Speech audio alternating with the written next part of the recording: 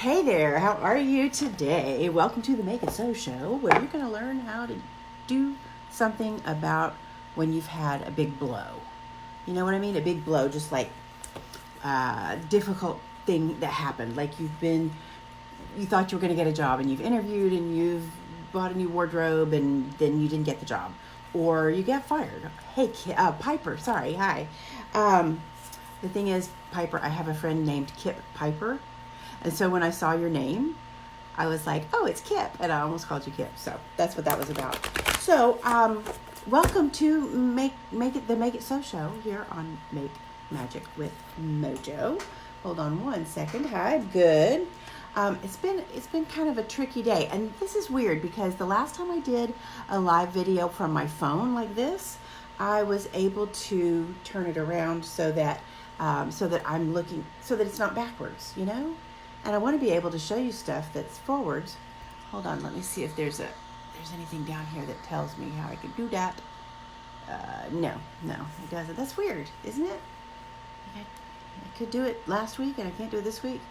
Who knows when it comes to Facebook, right? Okay, let's see what we've got here. So I'm getting ready to do the Make It So show. We're talking today and always here on Make Magic with Mojo, the free page, and also the paid page. We are talking about manifestation, and I call it magic because it can seem like magic.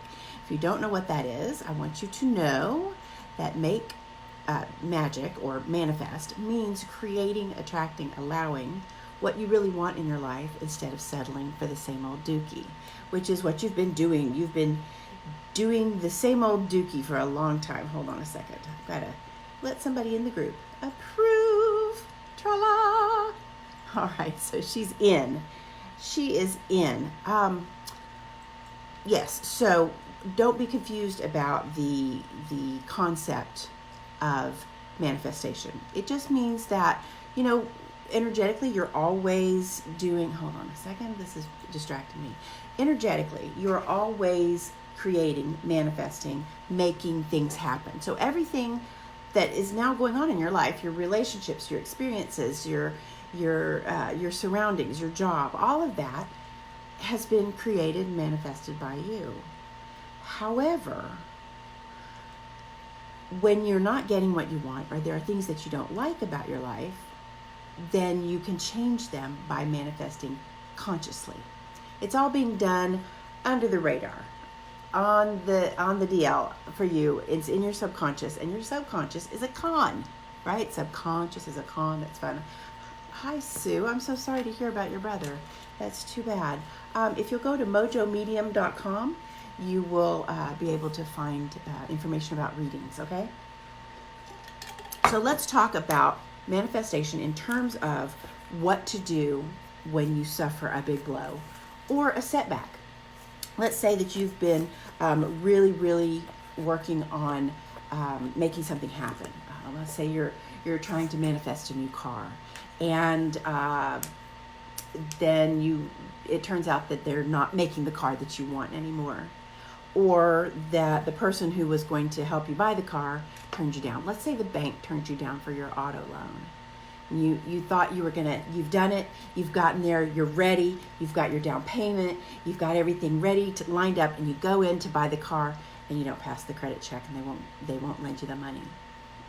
That would be a big blow, wouldn't it? A big setback. Nope, sorry. Try again next year. So what do you do? What do you do?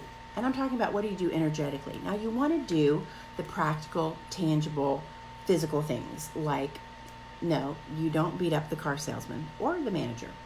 What you do then is you say, okay, thanks for letting me know, I'll be back.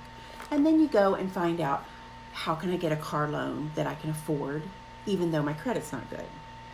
So you find that out. You go to your banker, you go to your friend, you go to Google, and you find a place that will lend you money at a reasonable interest rate.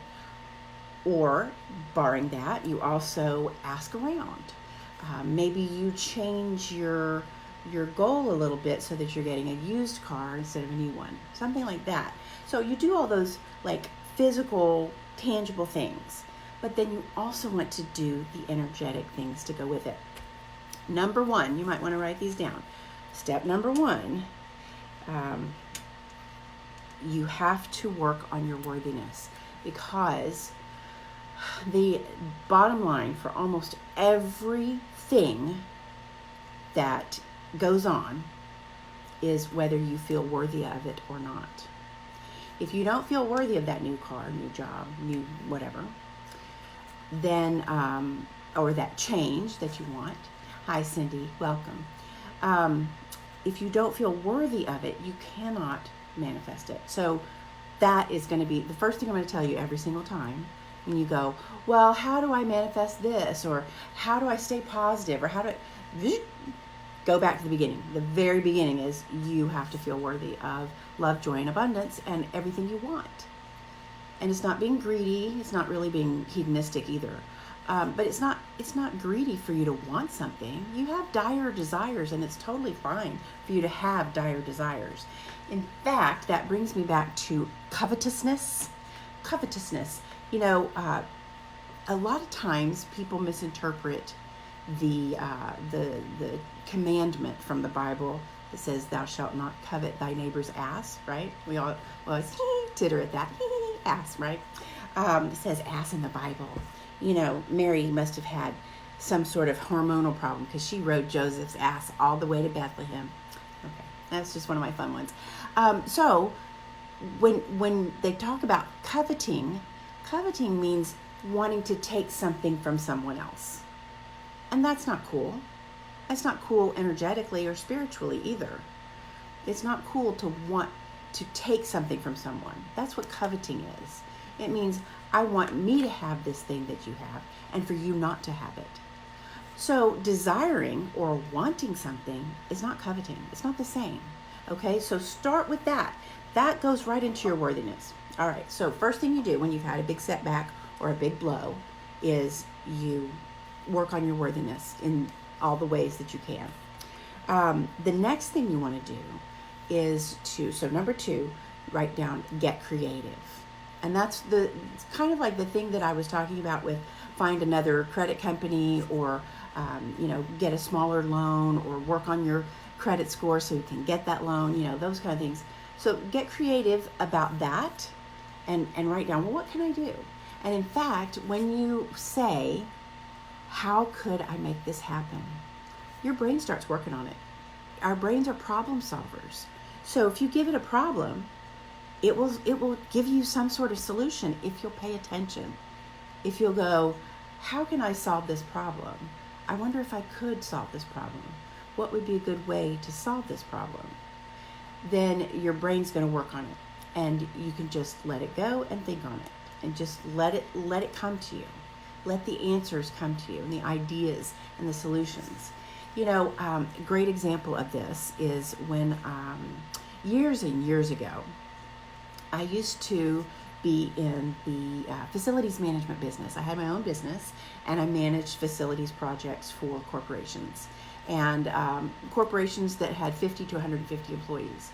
Smaller than that, they could handle them themselves. Bigger than that, and they would have a person on staff to do facility stuff. So I managed huge corporate moves, and I did reconfigurations of cubicles and cube farms, and I bought and sold furniture, and I spec'd everything. I got copier systems and security systems and phone systems and all kinds of cabling and wiring. We used to work with Cat 4, Cat 5 cabling, and now I think they're at Cat 6, maybe 7. Anyway, and all the wireless stuff, we didn't really have a lot of Wi-Fi back then. So I worked on all of that stuff, and especially, the moves were my bread and butter, coordinating those and managing moves for companies with 150 employees. And so then separately, my daughter, we had been in Salado, Texas, which is a really cool little town, little old-fashioned town that's full of antique shops and whimsy, and they host the Scottish Games every year. So my daughters and I had been in Salado for a family reunion, and my family. And my younger daughter, who was only about 7 or 8, she fell in love with this piece of furniture. She loved this piece of furniture.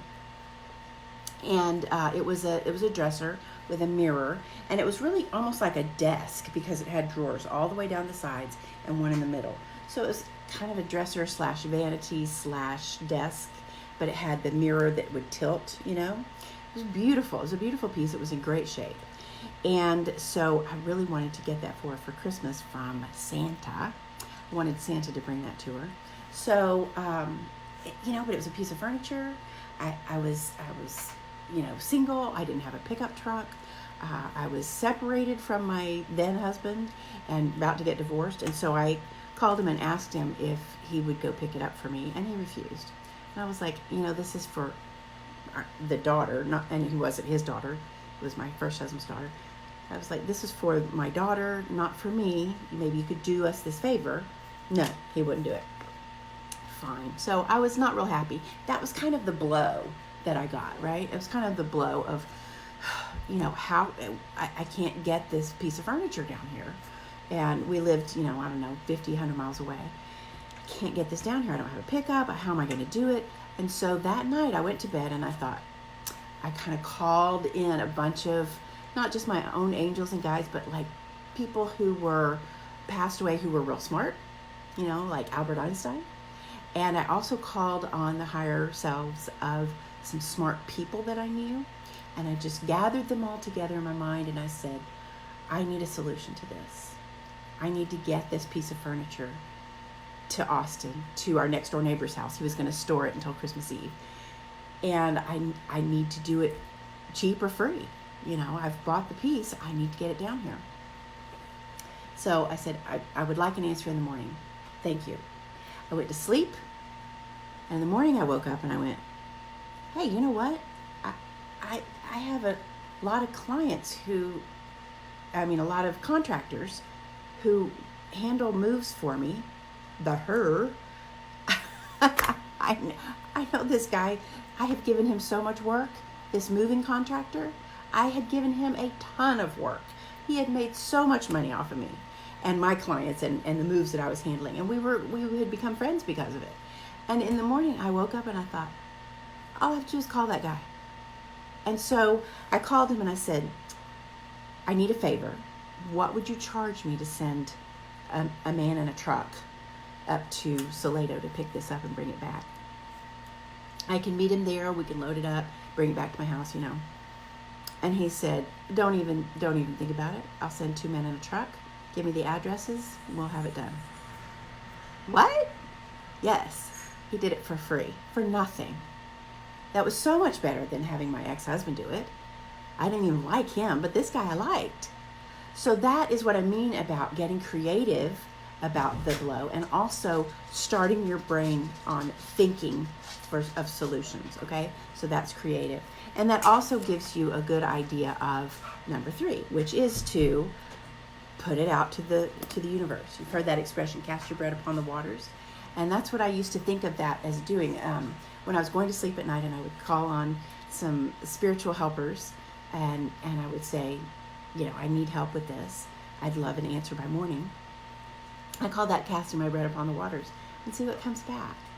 And so it really works very, very well. Okay, so that is worthiness, get creative, and put it out to the universe, okay? Put it out to think about these smart people, dead or alive, and ask them to be your advisory committee and to give you an answer. And that's really, it's just the same thing as asking your brain to solve the question, okay?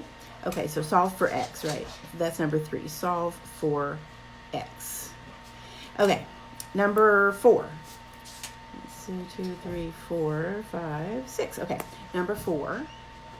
So we've gone through number 1 is work on your worthiness. Number 2, get creative. Number 3, put it out to the universe. Number 4, list the successes that you have had. Make a list of the things that you've tried to manifest and have succeeded. It's really important to recognize that.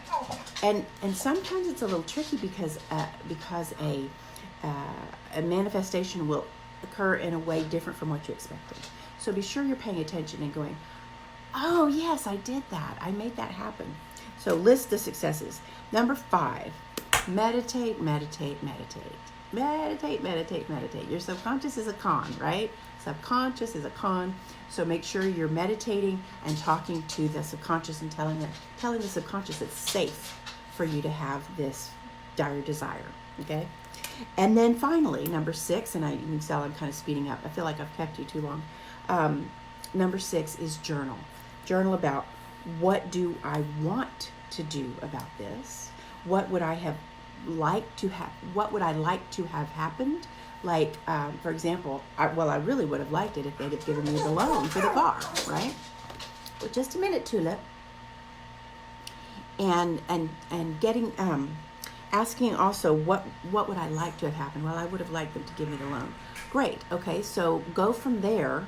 And what else would you have done differently or have done differently? What else would you have wanted to have happened differently? And then what do I want to do about this? Do I want to give it up and do it again next year? Do I want to really pursue it and go on and power through? Do I want to tell somebody? Do I want to not tell anybody? Do I want to ask someone for help? Do I want to keep it to myself?